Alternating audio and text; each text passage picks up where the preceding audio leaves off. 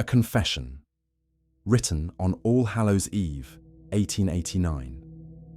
I have been fragmenting people across time for 35 years, and tonight, my granddaughter is dying in two different moments simultaneously.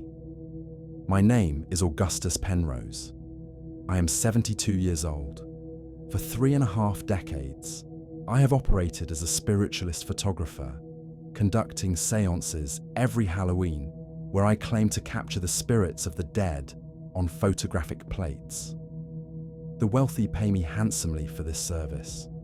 They sit around my table in darkened rooms, holding hands, calling out to their deceased loved ones, while I operate my camera with its slow exposure, its elaborate apparatus, its promise of revealing what the eye cannot see. And I do reveal things that should not be visible, things that should not exist.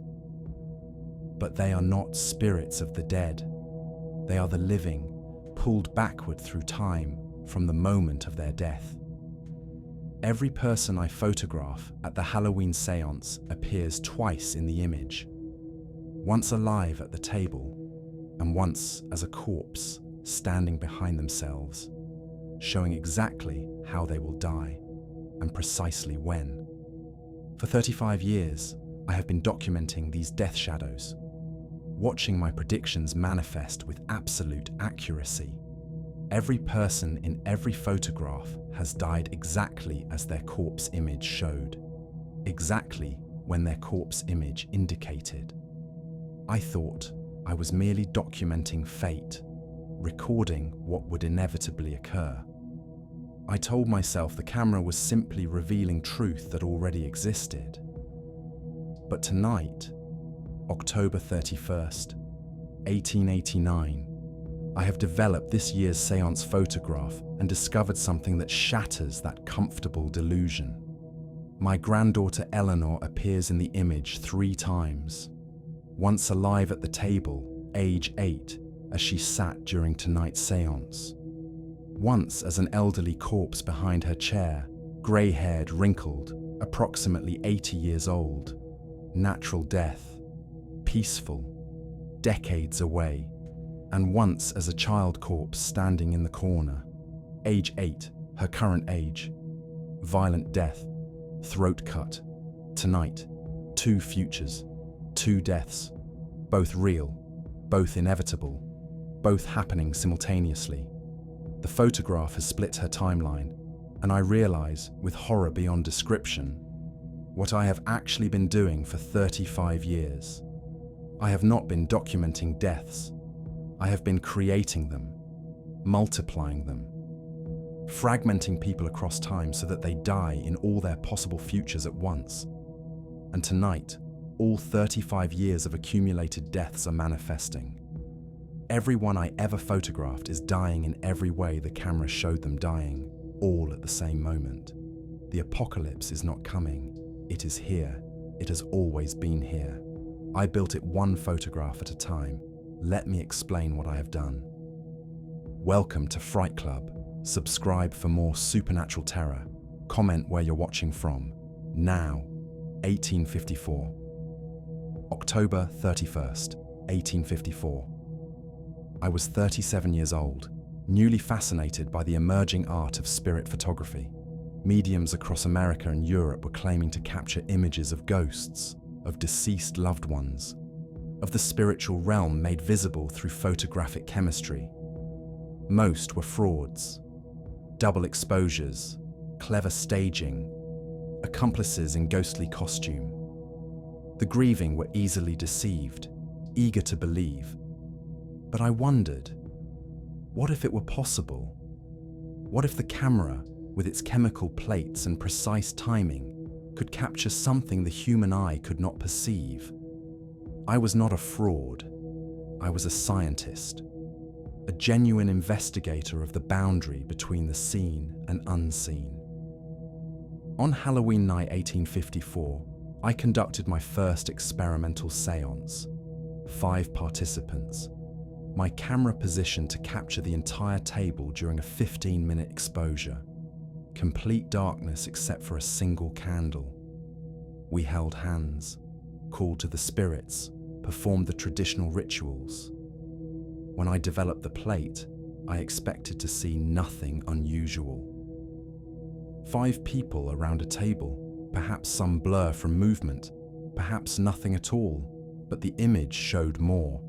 Behind each living participant stood a figure, translucent, barely visible, but definitely present. At first, I thought I had captured actual spirits, ghosts of the deceased, drawn by the séance, appearing in the photograph as spiritualists claimed. But when I examined the figures more closely, I realized they were not unknown spirits. They were the participants themselves. Each person appeared twice, once seated at the table, once standing behind their own chair. The standing figures were older, decades older in some cases, and they were clearly dead. The grey skin, the fixed expressions, the absolute stillness that only corpses possess. I had not captured spirits of the dead. I had captured the participants as they would appear at the moment of their death, pulled backward through time to the moment the photograph was taken. I should have destroyed the plate, should have stopped immediately, should have recognized that I had stumbled onto something dangerous. But I did not destroy it. I kept it, studied it, tried to understand what I had done, and I waited to see if the death images would prove accurate. They did. The first participant, a woman named Margaret Hollis, died on March 3rd, 1855, 4 months after the séance. Heart failure, the doctor said. She was 43. When I reviewed the photograph, her death image showed a 43-year-old woman, peaceful expression, no visible wounds. Exactly as she appeared in the coffin at her funeral.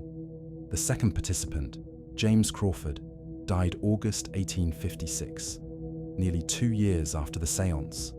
Consumption, age 47 at death.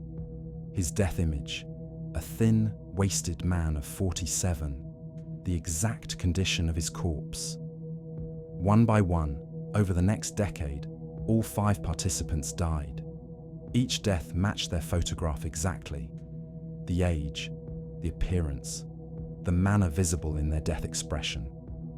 The camera had shown their future, had pulled an image of their corpse backward through time, had made visible what would eventually occur. By 1864, 10 years after the first séance, all 5 participants were dead, all matching their photographs precisely. And I understood. I had discovered something real, something that transcended fraud and stage magic.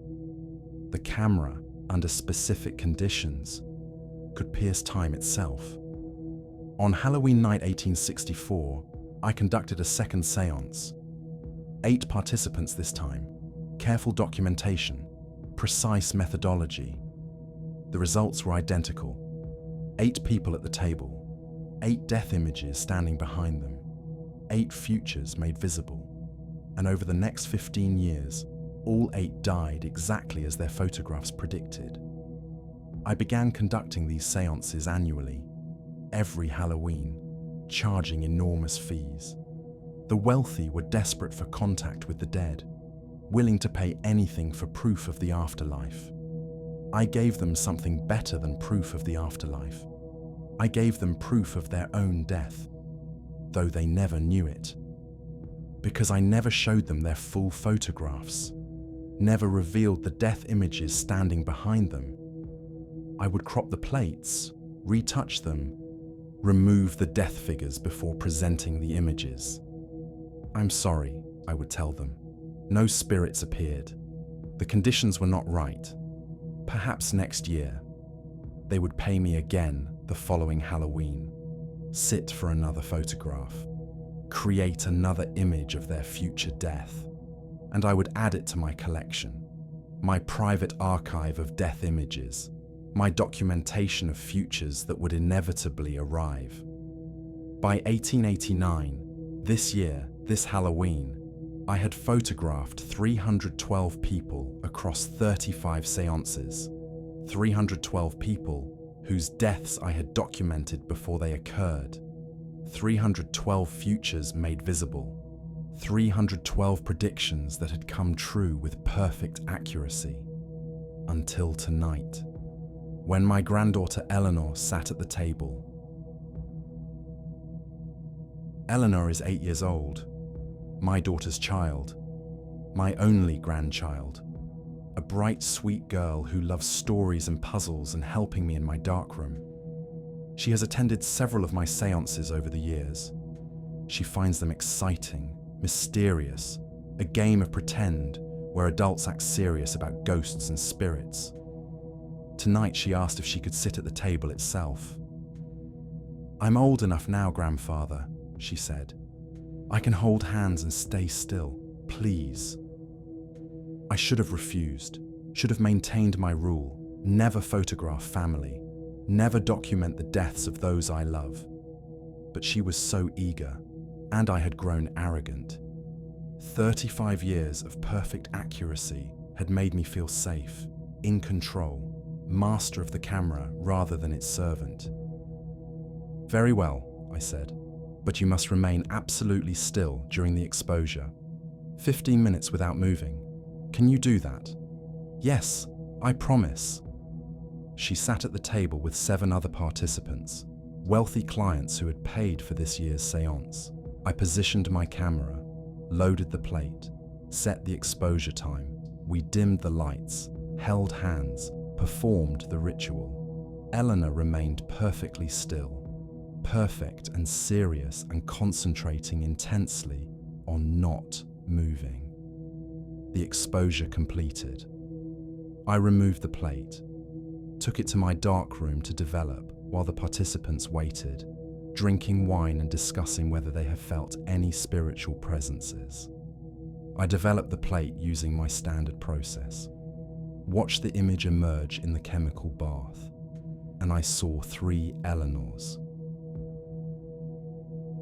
The first Eleanor sat at the table, 8 years old, alive, holding hands with the participants on either side of her.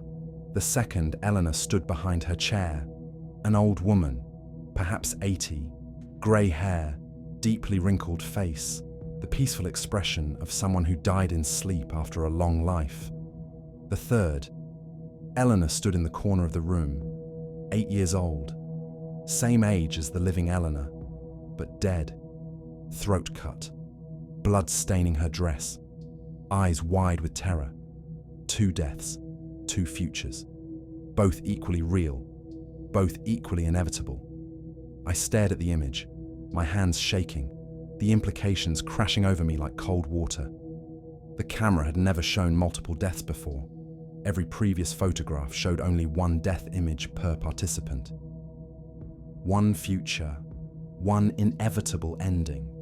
But Eleanor had 2, which meant the act of photographing her, the 15-minute exposure, the chemical capture of her image, had not merely documented her future, it had split her future, created 2 timelines, 2 deaths, 2 versions of Eleanor dying in different moments. The photograph had not revealed fate, it had fractured fate. And if Eleanor's timeline had fractured, then I pulled out my archive. 35 years of photographs, 312 images, 312 people captured at séances. I had assumed they died in 1 timeline, 1 reality, 1 moment. But what if every photograph had split them? What if each exposure had created multiple versions, multiple deaths, multiple timelines fragmenting from the moment the shutter opened? What if I had not been documenting 312 deaths, but thousands? I returned to the earliest photograph, the one from 1854, Margaret Hollis and the other 4 participants. I examined it more carefully than I ever had before, used a magnifying glass, studied every shadow, every faint outline, every barely visible distortion in the emulsion. And I saw them. Not 1 death image behind each participant, Multiple death images, layered, overlapping, so faint I had missed them for 35 years, but definitely present. Margaret Hollis did not have one death image standing behind her chair. She had seven versions of herself dying in 7 different moments, 7 different ways, all present in the same photograph. The one I had seen clearly, the 43-year-old dying of heart failure, was simply the most prominent. The most developed, the most visible, but the others were there, barely perceptible, but real. Margaret Hollis had died 7 times, in 7 different timelines, all created by my photograph, all manifesting simultaneously from the moment of exposure. I checked every photograph in my archive, every image from 35 years. Every single one showed the same pattern: multiple death images, multiple futures, multiple timelines fragmenting from the moment of capture. 312 people photographed, an average of 5 death images per person, 1,560 deaths total, 1,560 versions of reality fracturing from my séances. And I had been blind to it, seeing only the clearest death image, documenting only the most visible timeline, ignoring the others as artifacts or flaws in the development process. But they were not flaws, they were real, all of them, happening simultaneously across fractured time. And tonight, Halloween 1889, the 35th anniversary of my first séance, something had changed, because Eleanor's death images were not faint. They were both equally clear, equally visible, equally real. The timelines were no longer layered and subtle. They were distinct and separate, and both manifesting with full force, which meant the fracturing had reached some kind of critical threshold, some point where the accumulated splits could no longer remain subtle and hidden. The timelines were collapsing together, all 1,560 death moments manifesting at once. And Eleanor was caught in the convergence, dying at age 8 and age 80 simultaneously, existing in both moments, fragmenting in real time. I had to save her. Had to find some way to prevent both deaths. The darkroom door opened. Eleanor stood there, alive, solid, real. "Grandfather?" she said. "Are the photographs ready? Can I see?" I looked at her, then at the photograph in the developing tray, at the 2 death images, at the 2 futures converging. "Eleanor," I said carefully, "how do you feel?" "Fine. Why?" "Do you feel split, divided, like you're in 2 places at once?" She tilted her head, considering. "That's a strange question, but yes, a little. Like part of me is here and part of me is somewhere else, someone else." She frowned. "Is that because of the séance? Because I sat for the photograph?" "Yes, the photograph did something to you, something dangerous." "What?" I couldn't tell her, couldn't explain that she was dying in 2 different timelines, that both deaths were equally real, that I had fractured her existence by capturing her image. But I also couldn't lie to her, couldn't pretend everything was fine when I knew what was coming. "You need to leave," I said.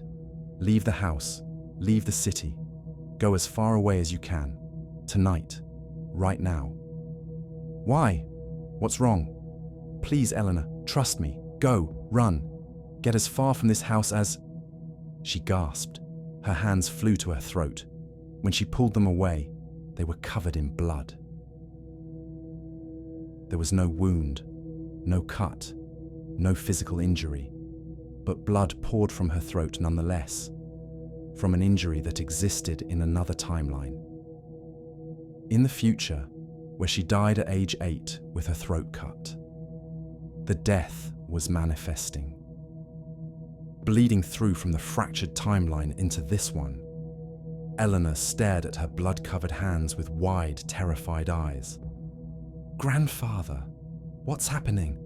Why am I—" She aged, rapidly, her face wrinkled. Her hair went grey. Her body hunched and withered.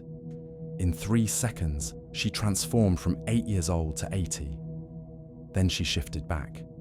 Young again, child again, blood still pouring from the invisible wound. She was oscillating between timelines, between deaths, between the 2 futures the photograph had created. "Make it stop," she whispered. "Please, make it stop." I grabbed her, held her, tried to anchor her in this moment, this reality, this timeline. But she kept shifting. Young, old, young, old. Bleeding, peaceful, bleeding, peaceful. Dying in 2 ways at once, and I heard screaming from upstairs.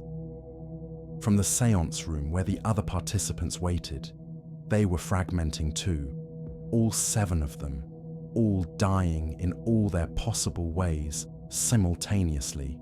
The threshold had been crossed. The 35th séance had completed some pattern, some accumulation of fractures that could no longer be contained. All 35 years of photographs were manifesting at once.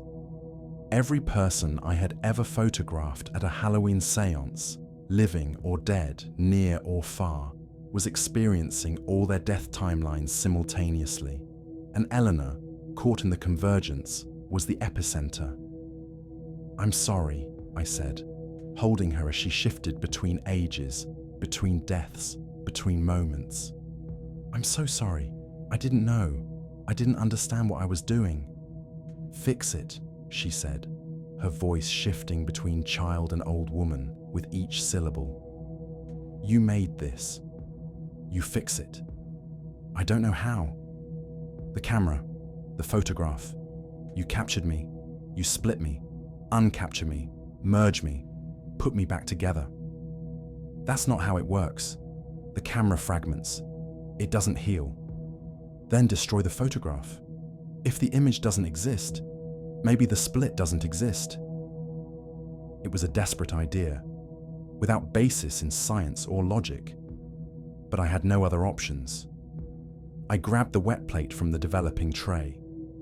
The image was still unfixed. Eleanor in 3 forms, death images clear and terrible. I held it over the chemical bath, ready to plunge it in and destroy the emulsion. Eleanor screamed, not in pain, in warning. "Don't! If you destroy it, you destroy me. All of me. All 3 versions. I'll vanish completely." I froze. "How do you know?" "I can feel it. I'm connected to the image. We're entangled." The photograph didn't just capture me, it became me. All my possible futures condensed into silver and emulsion. If you destroy it, you destroy every timeline at once. Then what do? I don't know. I don't... She shifted again, became the 80-year-old, collapsed to the floor with age-weakened muscles. I'm dying. I'm dying in both times. I can feel both deaths approaching. The cut throat is getting deeper. The old age failure is getting closer. They're both happening. Both real. Both. She became the child again, blood still pouring, growing weaker. The screaming from upstairs grew louder, more voices joining, the other participants fragmenting, dying, experiencing all their deaths at once. And I realized this was not just tonight's séance manifesting. This was every séance, every photograph. 35 years of accumulated fractures all collapsing simultaneously. Everyone I had ever photographed, 312 people, was dying right now, in all their timelines, in all their deaths, all at once. 1,560 deaths manifesting across the city, across the country, across the world, wherever my photographed subjects had traveled. An apocalypse of fractured time, a convergence of deaths, a collapse of all the futures I had documented. and it was all my fault. I carried Eleanor, shifting, bleeding, dying, back upstairs to the séance room. The other 7 participants were in various states of fragmentation. One man was simultaneously young and old, alive and dead, shifting between states so rapidly he appeared as a blur. A woman had split into 3 visible versions, all occupying the same space, all screaming. Another man had aged to dust, collapsed into a pile of clothing and bones that occasionally reconstituted into living flesh before crumbling again. The room was chaos, reality breaking down, time fragmenting, and in the center of the table sat the camera, the device that had caused all of this, the mechanism that had fractured 312 people across 35 years. The tool I had used to build an apocalypse one photograph at a time.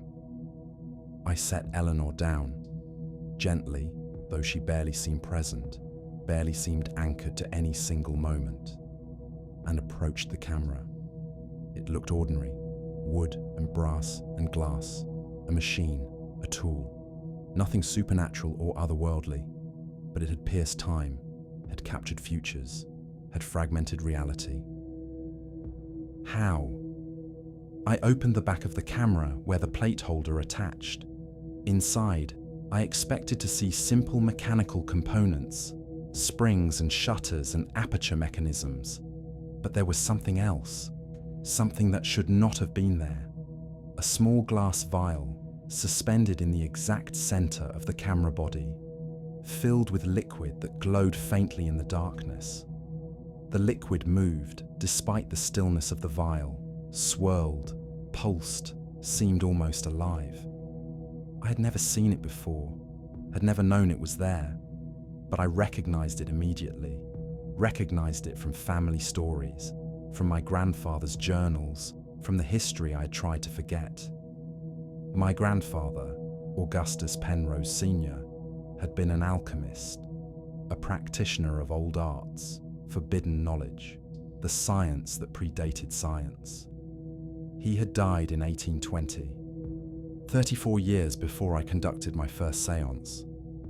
He had left behind journals, formulae, instructions for creating compounds that could fix time itself in silver and light.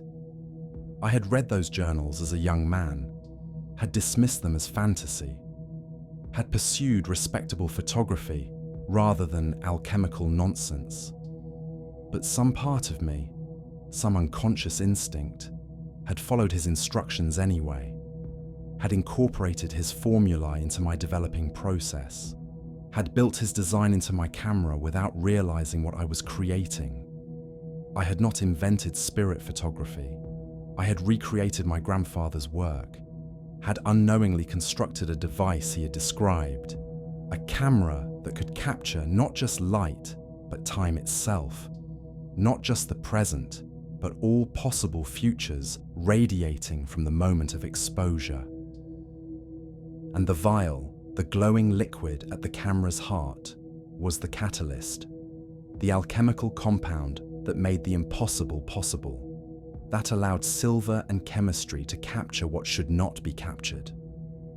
I had been using my grandfather's formula for 35 years, building on his work, perfecting his design, creating exactly what he had intended, a device that could fragment time itself. But why? Why would he design such a thing? What was the purpose? I thought back to his journals, to the passages I had skimmed and forgotten, to the words I had dismissed as mad rambling. Death is not singular, he had written. Each life contains multiple endings, multiple futures, all equally real, all equally inevitable. The camera can make them visible, can pull them backward from the moment of dying into the moment of living.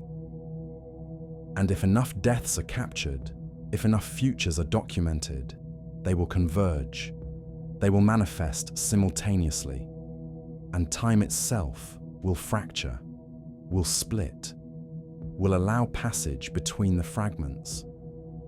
passage between fragments. He had not been trying to photograph death.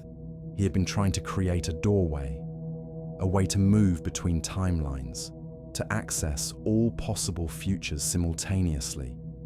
And I had been building that doorway for 35 years, one photograph at a time, one fracture at a time, one split reality at a time. Tonight, the 35th séance had completed the pattern, had accumulated enough fractures, had built a sufficient network of deaths to allow the doorway to open.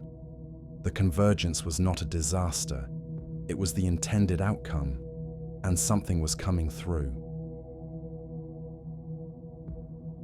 The air in the room changed, grew heavy, grew cold, grew thick with presence.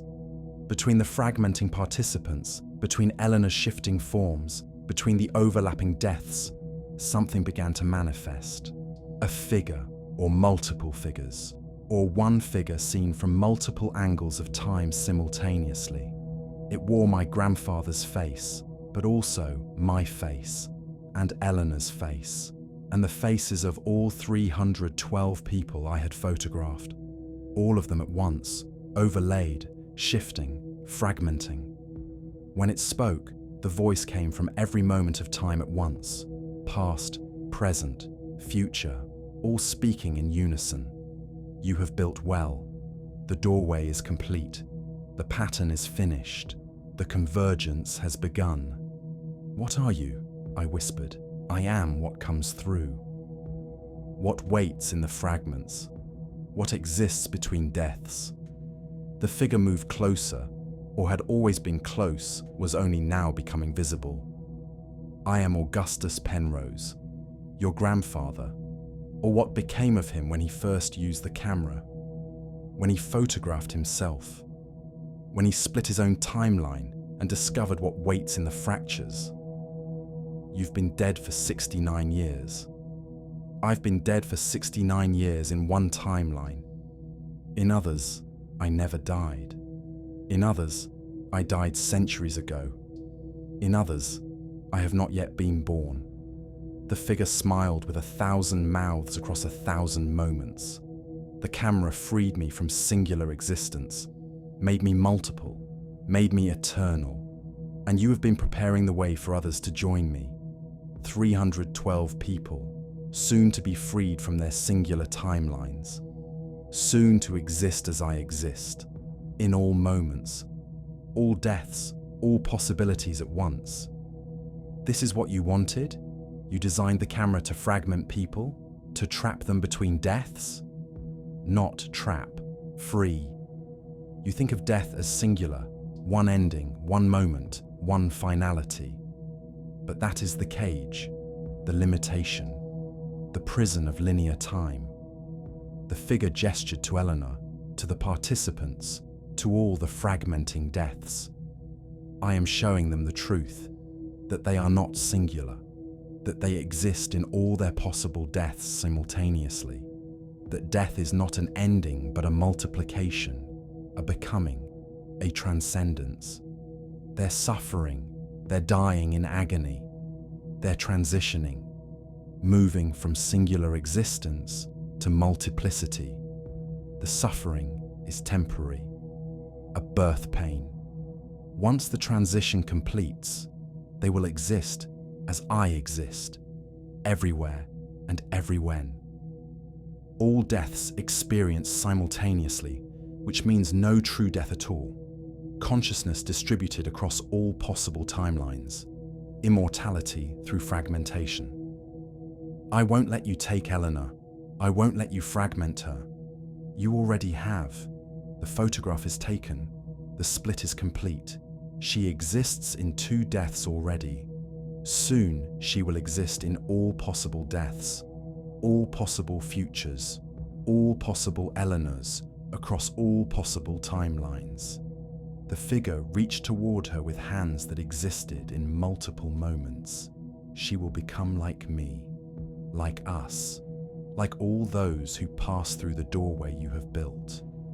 I stepped between them, between the figure and Eleanor, between my grandfather's multiplied form and my fragmenting granddaughter. No. You cannot stop this. The pattern is complete. The doorway is open. The convergence has begun. Everyone you photographed will fragment, will multiply, will become distributed across their deaths, including you. And I felt it. Felt myself splitting. Felt other versions of Augustus Penrose manifesting around me. Versions that had died, versions that would die, versions that existed in timelines where I had made different choices. I was fragmenting, multiplying, experiencing all my possible deaths simultaneously. But I was not transitioning, not transcending. I was simply dying in many ways at once, and I understood.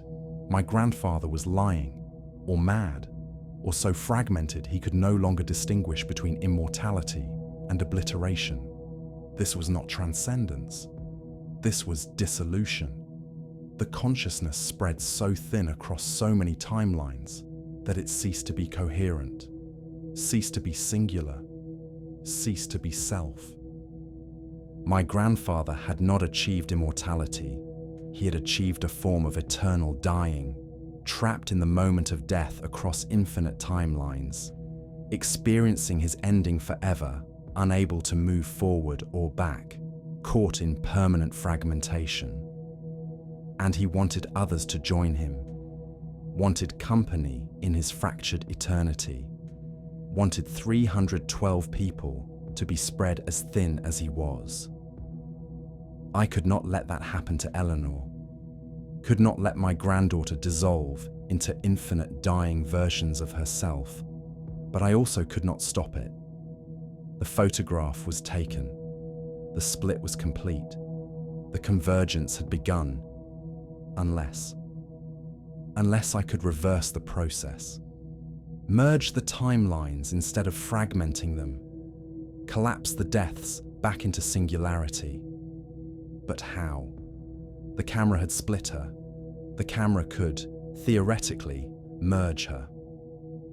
If I could take another photograph, one that captured all her deaths simultaneously and collapse them back into a single moment, a single timeline, a single Eleanor. Eleanor, I said, turning to where she lay fragmenting on the floor. I need you to sit at the table. I need you to be photographed again. It'll make it worse, she said, old voice and young voice speaking at once. It'll split me further. No, I'll reverse the process. I'll merge you instead of fragmenting you. Trust me. I'm dying. Both versions are dying. There's no time. Then we have no time to waste.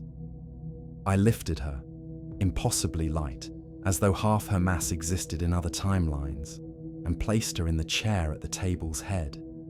The other participants were too far gone, too fragmented, too dissolved into their multiple deaths to save.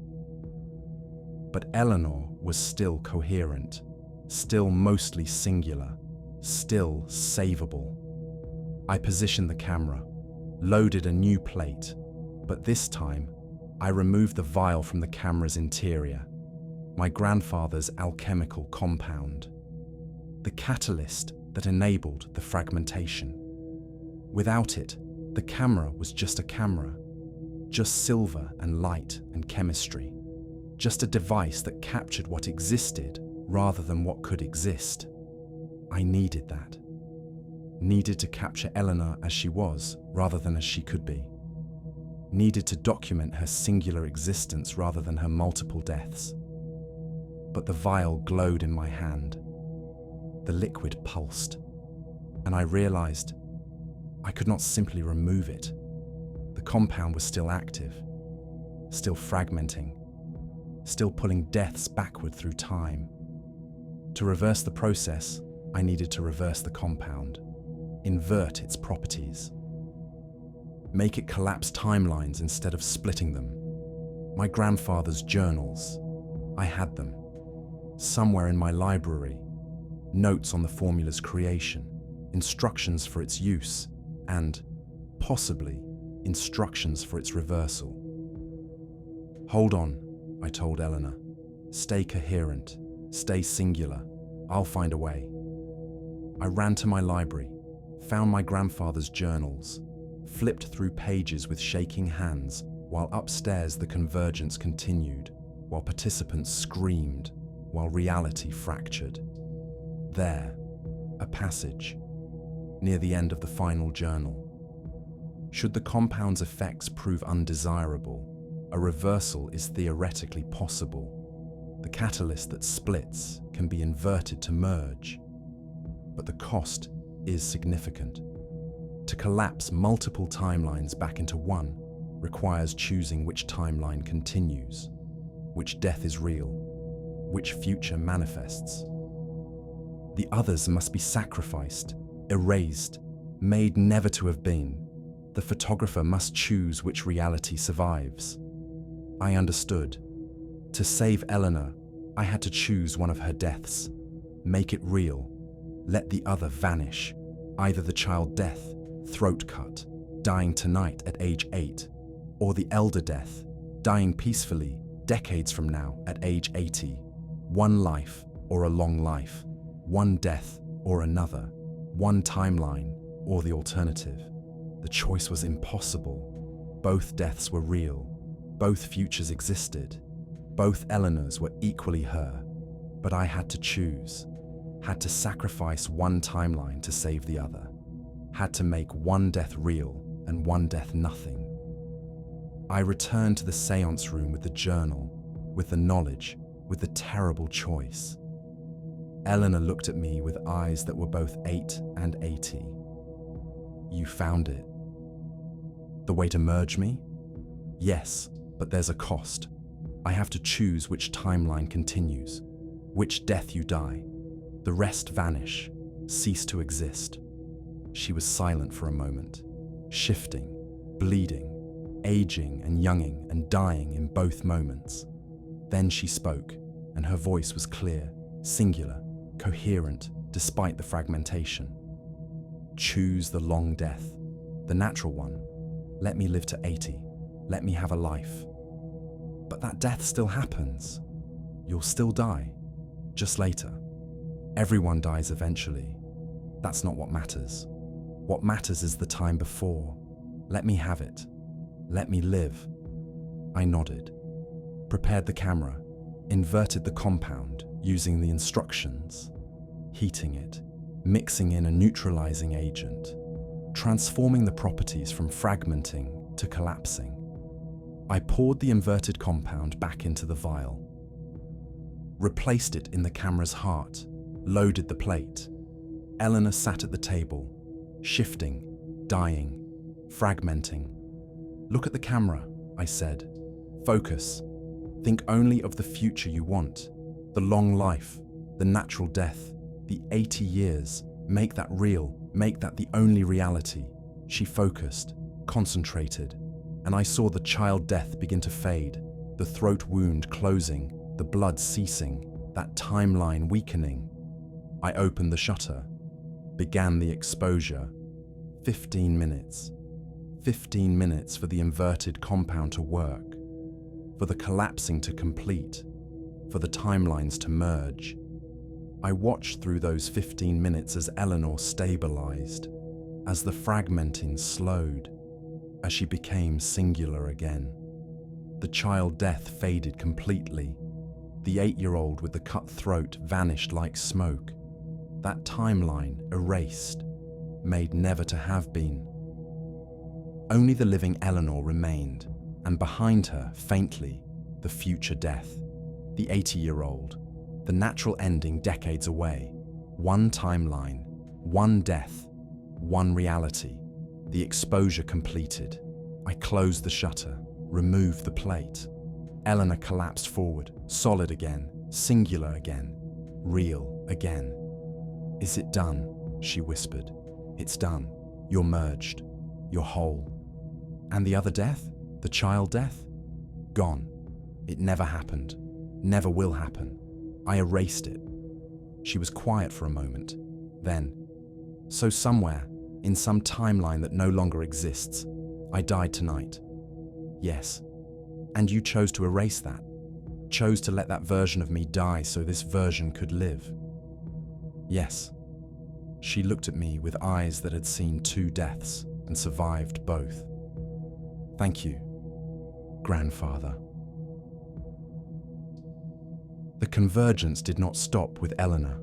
The other participants in tonight's séance fragmented completely, dissolved into their multiple deaths, became like my grandfather, spread so thin across timelines, they ceased to be coherent individuals and became only the distributed echoes of consciousness, experiencing infinite dying. And across the city, across the country, across the world, the same happened to everyone I had photographed in 35 years. 312 people dissolving into their deaths, into the fragments, into the spaces between timelines where my grandfather waited with his fractured immortality. I could not save them, could not invert the compound enough times to collapse all 1,560 deaths back into singularity, could not make the choices required to merge their timelines. I could only save one, and I chose Eleanor. The rest fragmented, dissolved, became part of the distributed consciousness that exists between deaths, forever dying and never dead, trapped in the convergence I created. I write this confession on November 1st, 1889, one day after the convergence. One day after the apocalypse, I built one photograph at a time. Eleanor is recovering. She remembers both deaths, the child death that was erased, the elder death that awaits her. She carries the knowledge of both timelines, though only one is real now. I feel haunted by a death that never happened, she told me this morning. I remember dying as a child, remember the pain, the fear, the ending. But I also know it didn't happen, was unmade, was erased.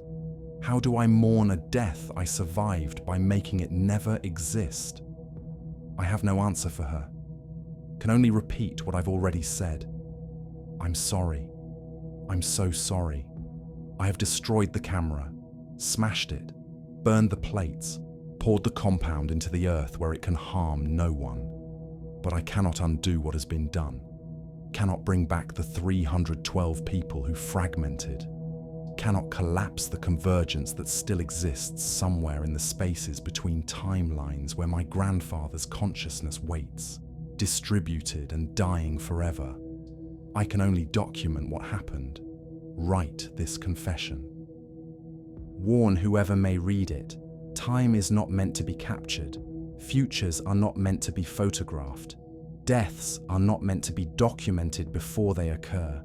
The camera does not reveal truth, it creates truth, makes manifest what should remain potential, collapses possibility into certainty, and then splits that certainty into infinite fragments. And some fragments cannot be merged back together. Some dissolutions cannot be reversed. Some convergences cannot be stopped. My grandfather understood this, embraced it, wanted others to join him in his fractured immortality.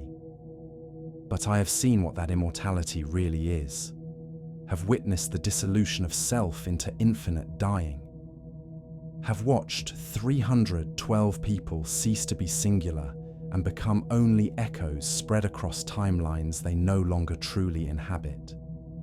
That is not transcendence.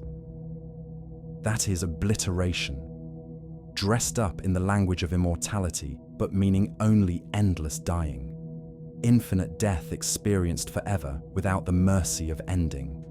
I will not join them. I will not fragment. I will remain singular, even if it means I must truly die someday. And I will ensure that no one else builds what I built, creates what I created, photographs what I photographed. The doorway is closed. The convergence is complete. The pattern is finished. And I will spend whatever years remain to me making certain it never begins again. This confession was discovered in November 1924, 35 years after the events described. Augustus Penrose died in 1890, 1 year after writing this document. Natural causes, age 73. Eleanor Penrose, the granddaughter mentioned extensively, lived until 1961. She died at age 80, exactly as her merged timeline predicted. Peaceful death in her sleep, no violence, no unexplained circumstances. However, medical examinations after her death revealed unusual scarring on her throat. Old scar tissue consistent with a deep cutting wound that had somehow healed completely. But no record of such an injury existed in her medical history. No memory of the wound among her family and friends. When asked about it years earlier, Eleanor had reportedly said, "I died once, or I didn't die. I can't remember which is true, but my throat remembers even if I don't." Investigation of Augustus Penrose's photography equipment found no camera, no plates, no evidence of his séance work. All had been destroyed, as he stated in the confession. However, the house's foundations showed unusual properties. Chemical analysis of soil samples revealed traces of an unknown compound that seemed to affect photographic emulsion in unpredictable ways.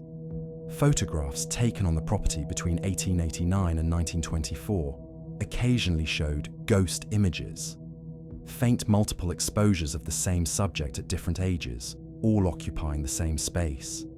The property was sold in 1925. The new owners reported persistent problems.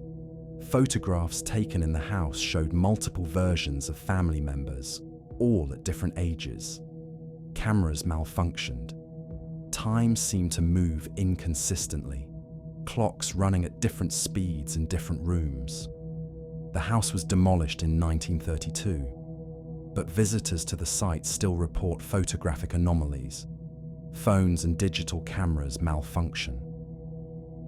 Images show multiple versions of the same person at different ages, and sometimes, rarely, but consistently reported, visitors see reflections that don't match their current age, glimpses of themselves as children, as elders, as corpses. All the possible deaths, all the potential futures, all the timelines that could have been but were never photographed into being. The doorway may be closed, but the fragments remain. The convergence continues, and time itself remains scarred by 35 years of systematic fragmentation. Augustus Penrose built an apocalypse one photograph at a time. He saved one person from it, but the rest continue dying in infinite timelines, forever and never, trapped in the spaces between moments that no camera should ever have captured. Photography captures light, time, truth. But some truths should never be captured. Some lights should never be fixed in silver. Some moments should remain unrevealed. Because to see all possible deaths is to experience them. To photograph all futures is to make them real. To document what could be is to fragment what is. The camera does not lie, but sometimes the truth itself fractures.